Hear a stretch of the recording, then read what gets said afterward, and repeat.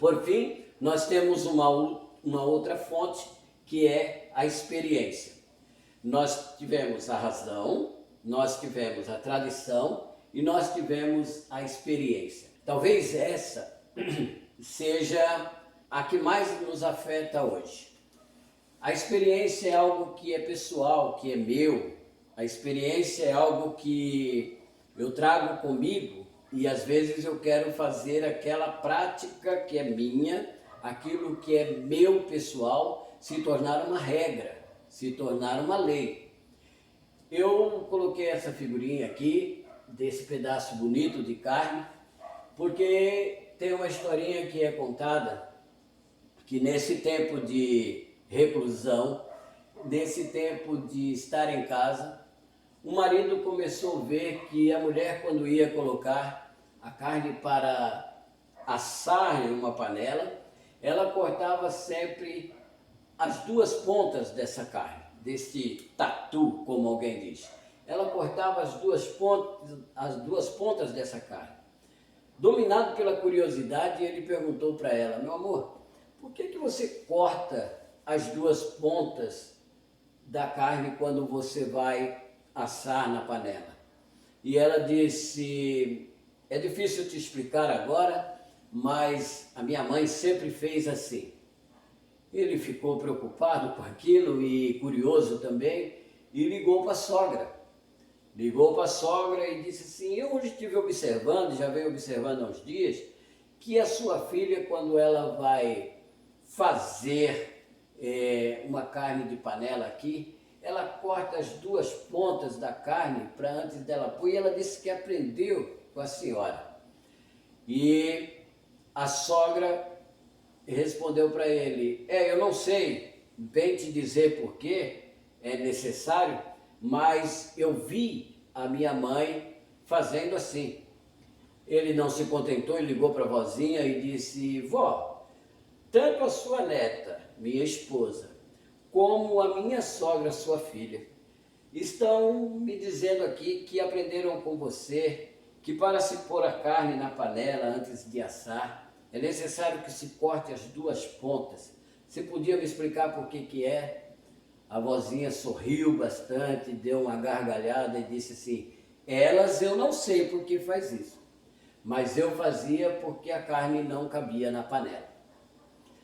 Logo, aquilo que elas foram informadas de uma maneira visual, elas não se deram ao caso de filtrar o porquê daquilo. E continuaram cortando as pontas e talvez, se forçassem a barra, elas dariam uma explicação científica que a carne se torna mais macia, que o suco da carne transborda, qualquer coisa dessa natureza, se cortassem as pontas. Isso que a gente faz sem analisar, isso que a gente faz sem ter um filtro, isso que a gente faz e torna um hábito, sem que se passe por um filtro mesmo para se ter as razões daquilo, é o que nós vamos entender como experiência. A experiência é isso basicamente. Nós temos este problema como fonte da teologia. Experiência é o conjunto de coisas que eu adquiro durante a vida.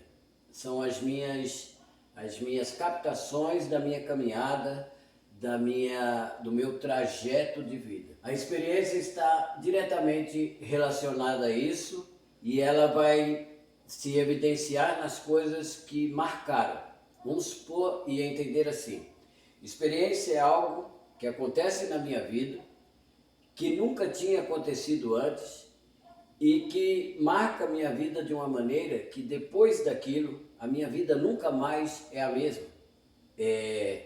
Ela é uma antes e outra depois daquela experiência, daquele marco, aquela cisão de tempo que houve na minha caminhada. Vamos exemplificar como a vida de Paulo, a marca que Paulo teve na estrada de Damasco. Ali nós vemos um Paulo que sua vida de ministério, sua vida de sua vida pode ser dividida em dois tempos, 30 anos de Tarso até a estrada de Damasco, e 30 anos da estrada de Damasco até a prisão de Roma, onde ele vai então falecer. Essa cisão, esse dia, aquele cair que ele teve naquela estrada em pleno meio-dia, aquilo é uma experiência, aquilo é um marco, aquilo se tornou um corte na sua história. Então, experiência é isso que marca a minha história dessa maneira. Ela é algo que nunca me aconteceu e que a minha vida não é a mesma depois que isso se passou comigo. Quando nós falamos em experiência, nós devemos levar alguns fatores que existem já em nós, como nossas crenças, nossos valores e o nosso comportamento. Nós vamos ter essas experiências filtrado por essas coisas. Elas acontecem nas nossas vidas sempre a partir disso. Então, nós temos, às vezes, essas crenças, valores e comportamento confrontados, às vezes abalados, chocados, pensando ainda em Paulo. Nós vamos ver um Isaías na sua entrada no templo, quando ele tem os seus valores chocados, abalados, exatamente por causa dessa manifestação, essa palavra boa nesse momento, essa epifania que acontece no marco da nossa história. Isso é para nós a experiência. Porém, nós vamos ter que entender que a experiência é pessoal.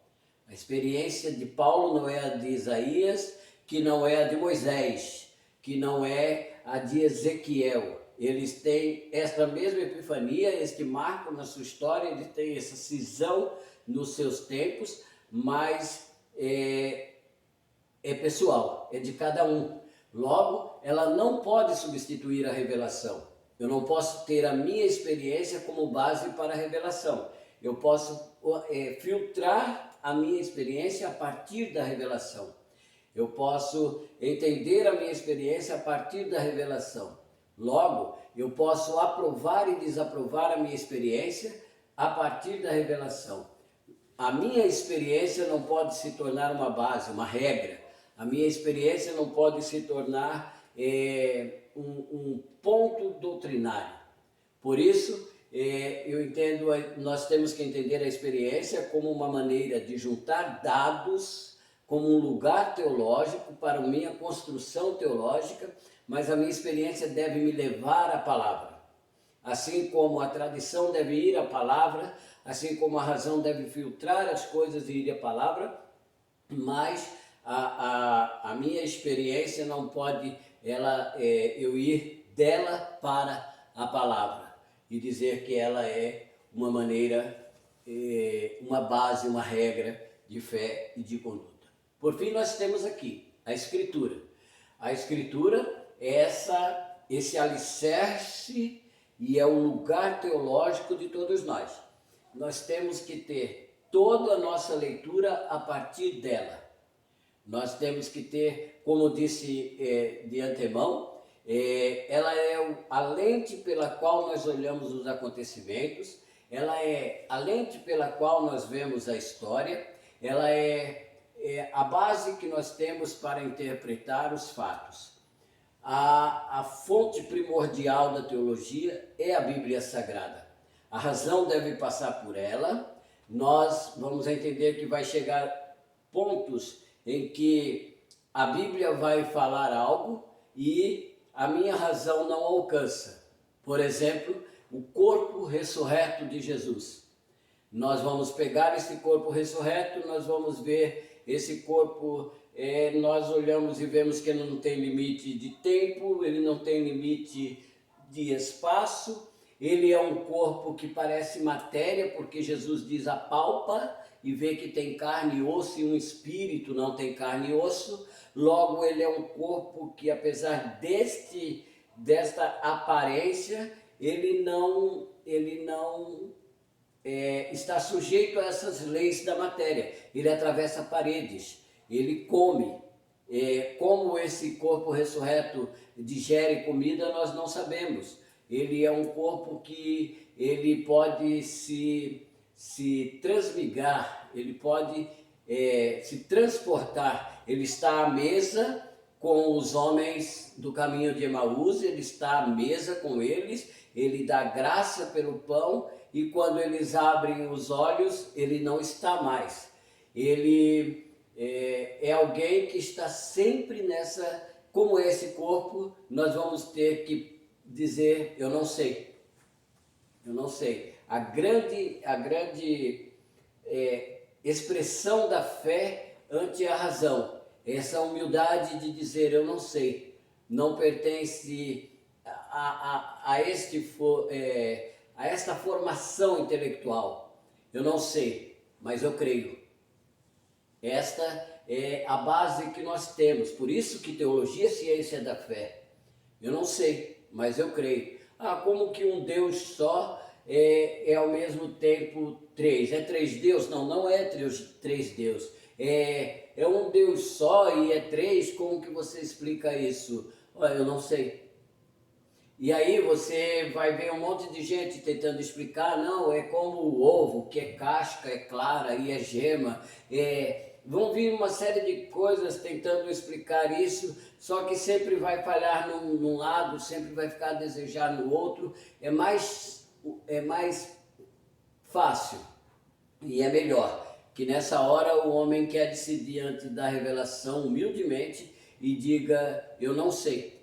Porque a Bíblia diz que é aquilo que de Deus se pode conhecer. Aquilo que de Deus se pode conhecer. Então há coisas em Deus que nós não podemos conhecer. A Bíblia diz que as coisas reveladas pertencem ao homem. Agora as coisas ocultas pertencem ao nosso Deus. Nós temos nas Escrituras aquilo que pode aferir o que me é dado na razão, o que me é dado na tradição, o que me é dado na minha experiência. Porém, nada pode ultrapassar aquilo que está nas Escrituras. Um cano fechado, alguma coisa que já foi dado e que nós temos que aceitar como palavra de Deus, e pela fé nós descansamos nela. Fica assim então as pontes de onde eu retiro os dados para fazer a teologia. Eu tenho a minha razão em toda a sua forma de compreender, de analisar, de pesquisar e entender o mundo. Eu tenho a tradição da igreja, as maneiras como a igreja interpretou, a maneira como a igreja fez a leitura da fé durante toda a história, a maneira como os concílios bateram martelo diante de verdades que foram aceitas então como aquilo que a igreja crê. E nós temos, por fim, a experiência, aquilo que me acontece na minha vivência de fé, na minha caminhada, na minha trajetória, e que marca, que cinge a minha história, mas tudo isso levado ao filtro da palavra de Deus, que é a expressão máxima, a última, daquilo que eu creio e de onde eu retiro os dados para o meu labor teológico, para aquilo que eu compreendo como a verdade e regra de fé e de conduta para a minha vida.